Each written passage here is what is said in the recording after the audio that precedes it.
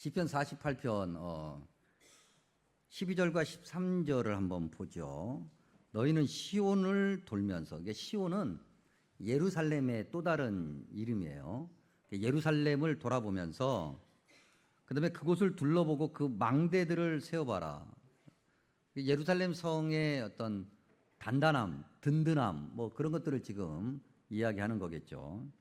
그리고 그 성벽을 자세히 보고 그 성벽의 빈틈없음, 그런 것들을 자세히 보고 궁전을 살펴서, 이 궁전은 그냥 왕이 거하는 궁전이라기보다는 조금 이따도 한번 보겠습니다만 하나님을 예배하는 하나님의 성전을 암시하는 그런 중의적 의미가 있는 그런 단어입니다. 그래서 그 궁전, 즉 하나님의 성전을 살펴서 후대에 전하라.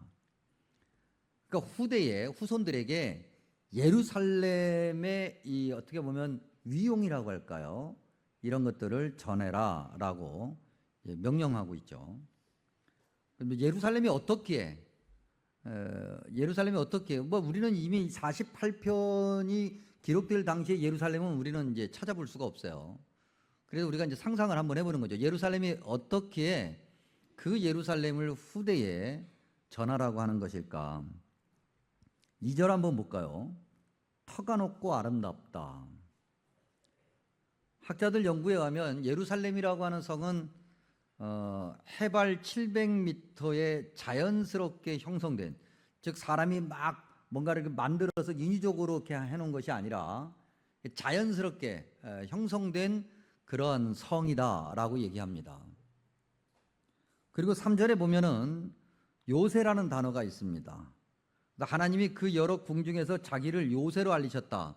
그러니까 하나님이란 단어와 요새란 단어가 결합되긴 했지만 요새라는 단어가 등장하는 이유는 그 예루살렘이라고 하는 성이 천연적으로 자연스럽게 그렇게 형성된 지형적인 유리한 조건에서 요새화가 되었다, 이런 얘기입니다. 그러니까 예루살렘이라는 성은 겉보기에도 어떻게 보면 난공불락이라고 할까요? 쉽게 이렇게 공격해서 쉽게 무너뜨릴 수 없는 그런 천연적인 그런 요새로서의 모습을 가지고 있다. 그런 예루살렘을 후대에 자랑해라. 그런데 48편은요, 자세히 읽어보면 그 예루살렘의 외형에만 집중하지 않습니다. 예루살렘을 자랑하는 이유는 외형에 있지 않아요. 한번 또 볼까요? 1절에 보니까 여호와는 위대하시니, 48편의 시작이 여호와로 시작을 하죠. 여호와는 위대하시니 우리 하나님의 성, 그 예루살렘이 후대에 자랑해야 되는 그 예루살렘이 여호와 하나님, 위대하신 여호와 하나님의 성이라고 하는 거예요. 그 예루살렘은 위대하신 여호와 하나님이 거하시는 그런 곳이라는 거죠. 그래서 거룩한 산이라고 불려요. 예루살렘을 자랑하라고, 후대에 자랑하라고 하는 것은 그 예루살렘에 위대하신 여호와 하나님이 거하신다고 하는 거예요. 예루살렘이란 성은 그런 성이야. 그걸 자랑해. 4절에서 6절, 특별히 4절에 보니까 왕들이 모여서 함께 지나갔다. 이제 이게 시이잖아요. 그러니까 이걸 이제 풀어서 놓고 보면 그동안에 수많은 왕들이 예루살렘 성을 공격하려고 찾아왔는데 함락시키지 못하고 그냥 돌아갔다. 왜? 1절에 연결해서 보면 위대하신 여호와 하나님이 계신 곳이니까. 그 위대하신 여호와 하나님이 계시면 그 어떤 위험에서 보호받을 수 있고 그 어떤 위험에서 안전할 수 있고 그 어떤 위험이 함부로 할 수 없다. 그걸 후대에 알리고 자랑해라는 거죠. 역시 같은 맥락에서 7절에서 8절, 특별히 7절에 보니까 동풍으로 다시스의 배를 깨뜨리셨다.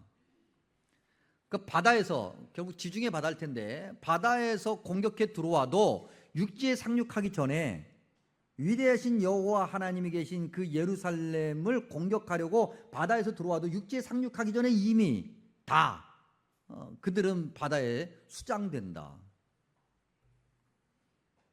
그래서 11절에 이렇게 얘기합니다. 주의 심판으로 말미암아 시온 산은 기뻐하고 유다의 딸들은 즐거워한다. 심판자로서 앉아 계신 위대하신 여호와 하나님이 하나님의 백성들을 지키시고 하나님의 백성들을 공격하는 그런 모든 이들을 무찌르신다. 그래서 그 예루살렘을 자랑할 수 있고 후대에 예루살렘이 이런 성이야 라고 전해야만 한다. 이게 48편의 노래의 내용이죠. 특별히 예루살렘이라고 하는 그 성은 위대하신 여호와 하나님이 거하시는 성이라고 이야기할 때 위대하신 여호와 하나님이 거하시는 상징적인 그 어떤 것이 있기 때문이다. 그게 뭐냐면 성전이죠. 예배당. 그래서 9절에 보면 주의 전 가운데서라고 노래합니다. 주의 전. 예루살렘이 요새일 수 있고 요새로서 적을 막을 수 있는 것은 그곳이 하나님을 예배하는 곳이기 때문에, 위대하신 여호와 하나님을 예배하는 곳이기 때문에, 바꿔 말하면 하나님을 예배하면 망하지 않는다는 거예요. 하나님을 예배하는 나라, 하나님을 예배하는 민족, 하나님을 예배하는 가정, 하나님을 예배하는 자는 무너지지 않는다. 또 계속해서 9절에 보면 주의 인자하심이 있어요. 인자하심이라는 단어는 여러분들이 설교자들을 통해서 자주 들었을 히브리어 단어 헤세드예요. 그래 은혜 이렇게 표현했대요. 주님의 은혜가 있죠. 당연하죠. 주님을 예배하는 곳에는 반드시 주님의 은혜가 있기 마련이에요. 주님을 예배하는 자라고 한다면 주님의 은혜가 그의 삶 가운데 가득해야 돼요. 주님을 예배하는 자라면 주님의 은혜를 알아야 된다고 하는 거죠. 예루살렘은 그런 곳이에요. 왜요? 예루살렘 안에 성전, 예배당이 있고 그곳에서 날마다 주님을 예배했기 때문에, 그래서 예루살렘은 주님의 은혜가 가득한 곳이고 주님의 은혜가 가득한 곳은 무너지지 않는다. 그렇죠. 주님을 예배하는 주님의 은혜가 가득한 그런 나라, 민족, 가정, 그리스도인들은 결코 망하지 않는다. 왜? 주님의 은혜가 가득하니까.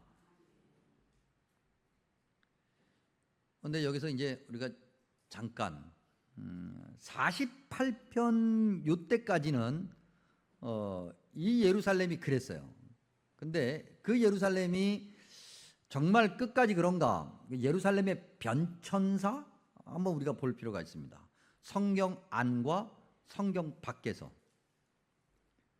먼저 그 예루살렘이라는 단어 뜻부터 한번 보면, 지난주에 우리가 말씀 나누면서 소개했던 김정준 목사님이 시편 1편부터 150편까지를 쭉 묵상하다가 이 48편 묵상하면서 이 예루살렘의 변천에 관해서 짧게 언급하신 부분이 있어요. 이제 그거에 좀 도움을 받아서 다시 한번 확인해 보면, 예루살렘이라는 단어는 두 개의 단어로 결합이 되거든요. 하나는 살렘, 예루살렘 할 때 살렘, 이건 여러분들이 많이 들어보셨던 단어, 샬롬.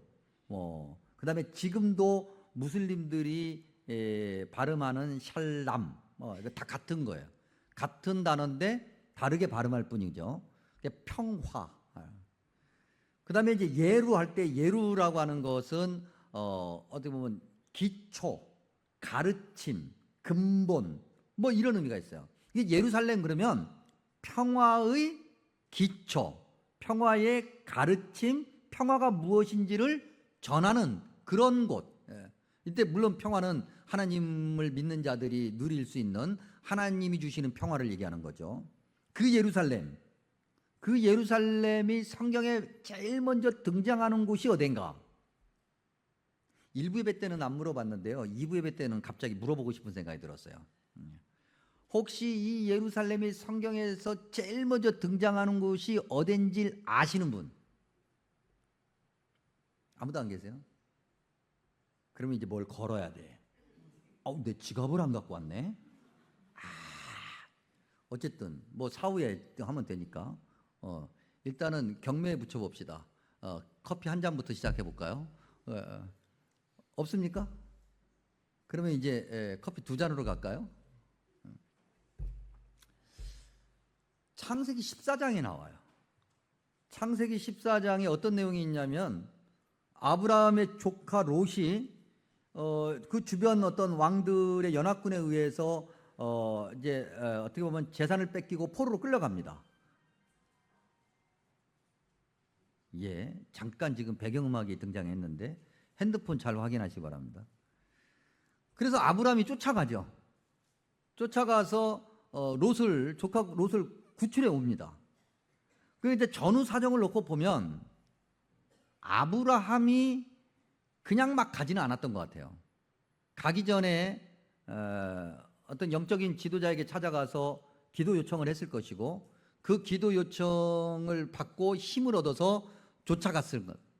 그래서 승리하고 돌아오고 난 다음에 그를 마중한 사람과 만나게 되는데 창세기 14장 18절에 가면 그게 누구냐면 살렘 왕 멜기세덱이라고 나와요. 살렘 왕 멜기세덱은 누구냐면 지극히 높으신 여호와 하나님의 제사장이었다 그랬어요. 그때 그 살렘, 그게 예루살렘이에요. 즉 살렘이 등장하는 곳에는 어떤 일이 있었냐면 하나님의 이끄심, 하나님께서 지켜주시는 지키심, 하나님께 기도해서 제사장을 통해서 받았던 하나님의 복, 그리고 그거에 응답한 아브라함의 11조. 그래서 제사장 멜기세덱의 11조를 드림으로 하나님께 11조를 고백하게 되죠. 즉 예루살렘의 시작은 이런 거예요. 하나님께 기도하고 하나님이 지키시고 하나님이 인도하시고 하나님께서 은혜를 주신 것에 감사하여 다시 하나님께 11조로 그 감사를 고백하는 그게 예루살렘의 시작이에요.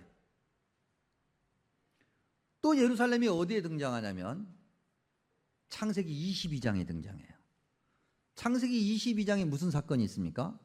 우리가 너무나도 잘 알고 있죠. 창세기 22장에는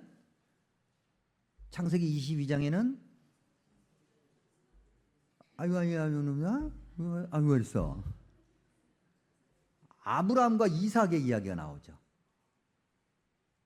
백세에 얻은 아들, 그것도 하나님께서 선물로 주신 아들 이삭을 제물로 바치라. 말도 안 되죠.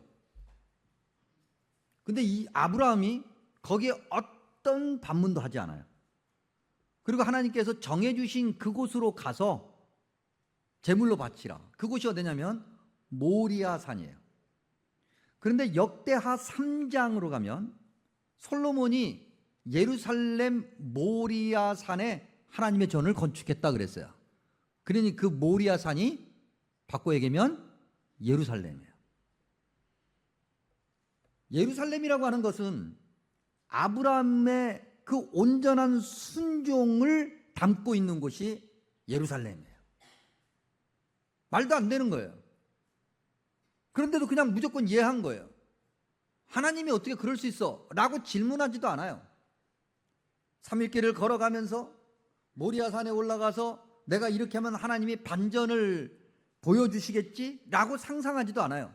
기대하지도 않아요. 그냥 언제까지 칼을 들어서 아들 이삭을 찌르려고 하는 그 순간까지, 즉 끝까지 온전히, 중간에 사람의 생각을 집어넣어서 막 이러는 게 아니라 그냥 무조건 온전히 끝까지 순종하는 그곳, 그리고 하나님을 예배하려고 하는 그 믿음의 그 순종 열정, 그것이 예루살렘이에요.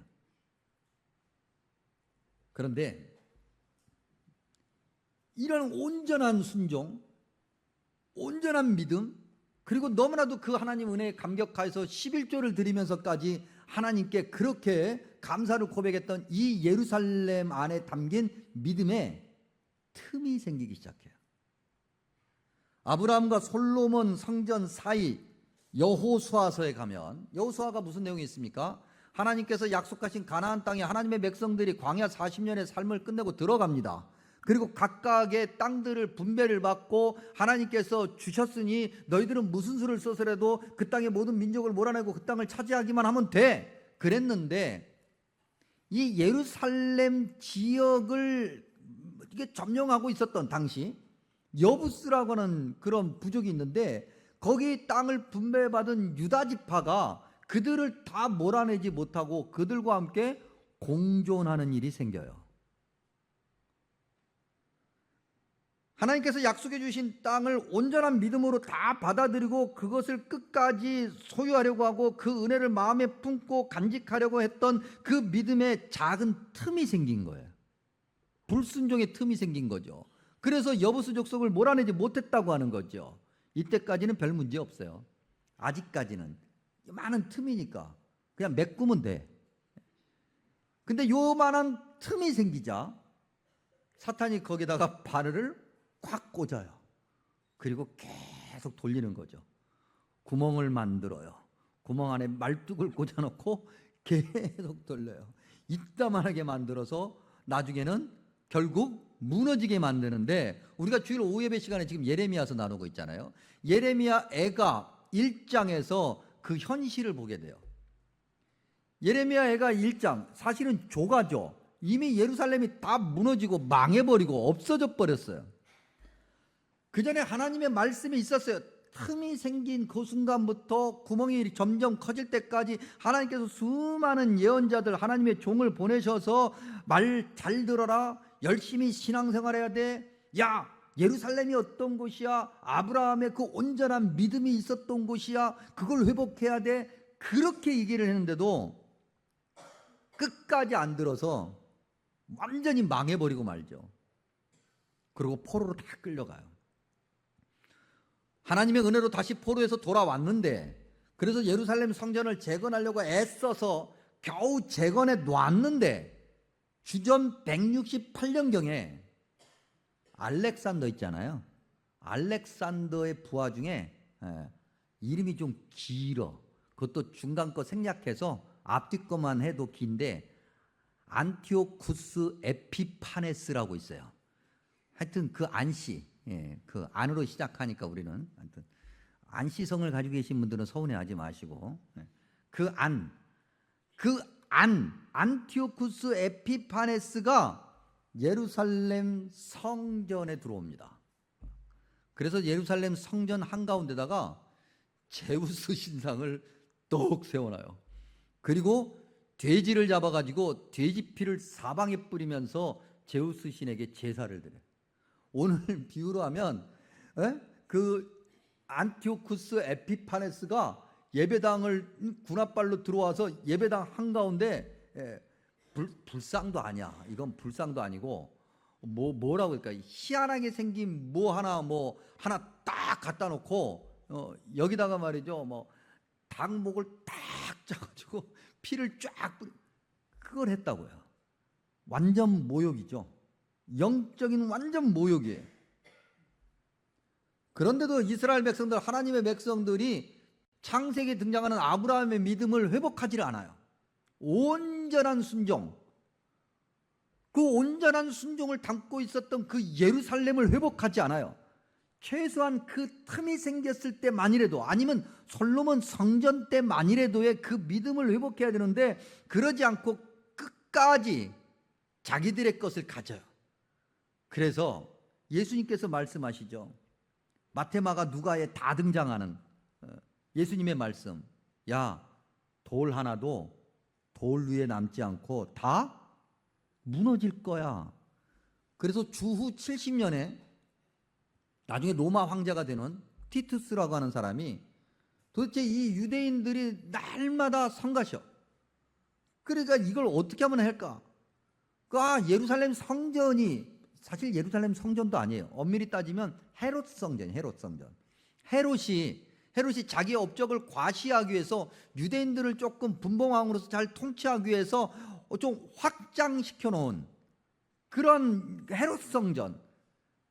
그래도 그거라도 있으니까 이것들이 계속해서 거기에 모여서 자꾸 골칫거리가 되니 저 성전을 완전히 없애버려야 되겠다. 그래서 고대 사가들에 하면 이걸 유대전쟁이라고 하는데요. 유대전쟁의 주후 70년에 티투스가 예루살렘을 공격해 들어와서 예루살렘 성전, 헤롯 성전을 완벽하게 초토화시킵니다. 그리고 정말 주님이 말씀하신 것처럼 돌 하나도 돌 위에 남지 않고. 여러분들 성서 고고학자들이 가면 지금 예루살렘 성지순례 가면은 막 그 통곡의 벽이라고 해서 그게 예루살렘 성벽이라고 해요. 사실은 예루살렘 성벽이 아니에요. 그건 헤롯이 예루살렘 성전을 재건하기 위해서 쌓아놓은 축대. 어쨌든 물론 그런 시도가 있긴 있었어요. 소위 6.1 전쟁이라고 하죠. 제3차 중동 전쟁이라고 불리는 1967년에 이스라엘이 예루살렘을 완전히 다 실질적으로 지금도 예루살렘을 다 이스라엘이 점령 통치하고 있다고 하는데, 하여튼 그때 뭔가를 해보려고 했지만 예루살렘 성전이, 즉 성경에서 얘기하는 예루살렘 성전이 지금까지 세워지지 못하고 있어요. 아마도 앞으로도 그럴 것 같아. 다시 시편 48편으로 돌아오면 도대체 후대에 전할 것이 무엇인가? 아까 우리가 잠깐 언급했던 예수님의 말씀, 돌 하나도 돌 위에 남지 않을 것이다. 그 바로 직전에 예수님의 제자들이 예수님과 함께 그 성전에 들어갔다 나오면서 그 성전을 보면서 너무나도 감탄한 거예요.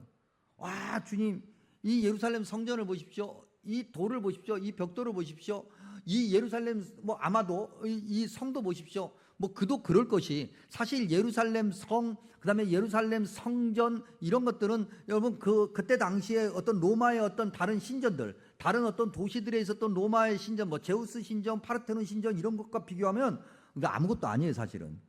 그런데 갈릴리 촌놈들이잖아요. 태어나서 서울 구경 한 번도 안 했다가 서울에 와가지고 그런 걸 보니까 감탄스러운 거지. 우와.